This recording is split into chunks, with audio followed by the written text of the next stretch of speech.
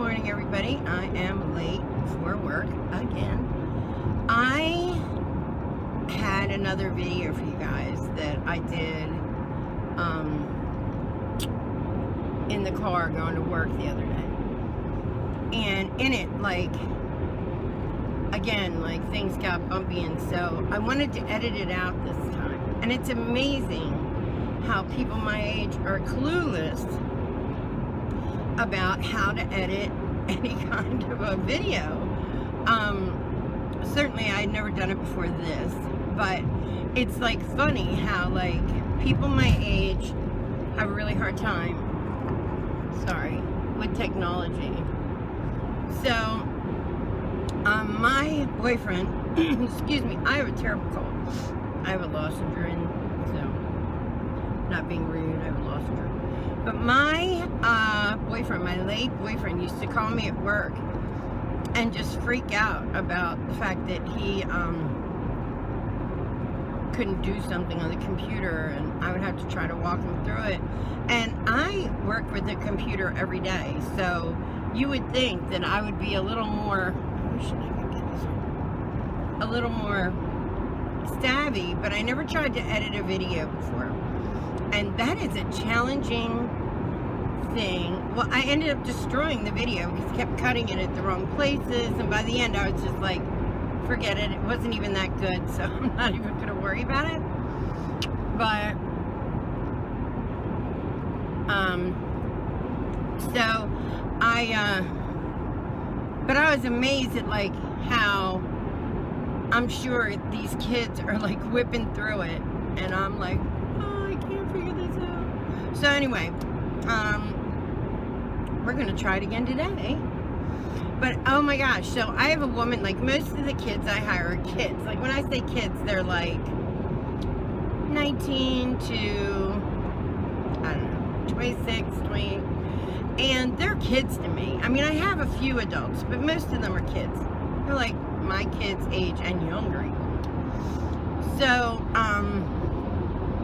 and they can do all this stuff. They whip through it. It's so second nature. And with people that are my age, it's so not second nature. But I think I have more of a handle on it than a lot of people. So I have this older woman, and she's not older, she's my age, and she works for me, but she works in a different area. So her work has to get faxed to me every day. So two things. One, she faxed me her stuff the other day, and I'm waiting for it because it comes over on an email, and it doesn't come through. So I say, I call her and say, listen, I'm not going to use her name, I don't want to embarrass her. Listen, it didn't come through, you're going to have to do it again. And she says, yeah, I know. And I said, oh, I'm figuring she got, the confirmation thing that said it didn't come through. And she's like, yeah, I know it didn't work, they're still here. I'm like, what's still there? She's like, the papers, they're still here. I was like, oh, honey, this isn't Star Trek. They don't disappear in the fax machine and then appear over here. Beam me up, Scotty. But it was amazing to me that she was completely clueless. She thought they were going to go in that fax machine and disintegrate and show up at my office. I was like, wow, okay, I'm not that bad. I have my faults with computers, but I'm not that bad. I know how to do Excel and PowerPoint and all that. But I mean, I'm not trying to feel good about myself. It's just amazing to me how people in my age bracket are so bad sometimes with technology. If I had to train somebody how to text, two of the older people have flip phones. I'm like, yeah, it's really hard to text on that. And they have to text for their job. So I'm like, A, B, C. I'm like, you really need to go get a smartphone. It's so much easier. Even just one with a keyboard. Just crazy, the difference. And I saw a chart online the other day where it was like the beginning of the human race, like when we're in Africa on the plains and we're using like stone tools. And it was like this graduated kind of, what is that? Is that a bell curve? That's a bell curve. It's this graduated bell curve. And so back then, from us to go to one like stone tool to another stone tool took, I think it was 2,000 years.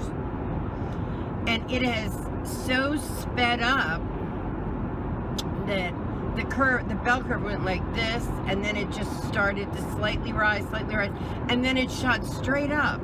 And it was like, because now technology increases itself every 2.5 seconds. And I was like, no way. So to me, it was like very telling onto where we're going as a race and human race, you know? And anyway, I had a crazy dream last night. I don't know if it was a dream or not. See, I have these episodes of where I do I travel a little at night. Yep. And I try to, like, I do things to create that. I use different radio waves to, excuse me, I gotta get my easy pass out, to create that, because I want to travel.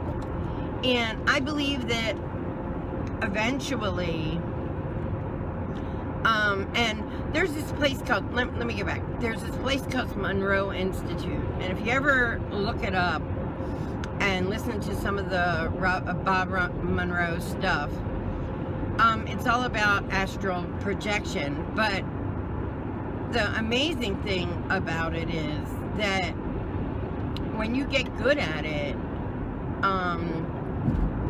you literally can travel to other places, like in the universe and stuff. So I know that sounds crazy, and you're like, batshit crazy, but it's really not. And the crazy thing is, the Monroe Institute teaches you how to do that. They have classes for it. And I haven't been there yet. I want to go. But I did get their beginning CDs to start teaching you. And basically what it is like radio waves. So here's this story. The guy, Bob Monroe, back in, I think, the 40s, when television took off, he had radio stations. And so he did this, he had a choice to make. He could either go with TV, or he could do something else with his radio station. So he decided that he was going to teach people how to learn while they're asleep. Okay, that was his goal. Let me teach people how to learn through layering the information on radio waves. Okay, so he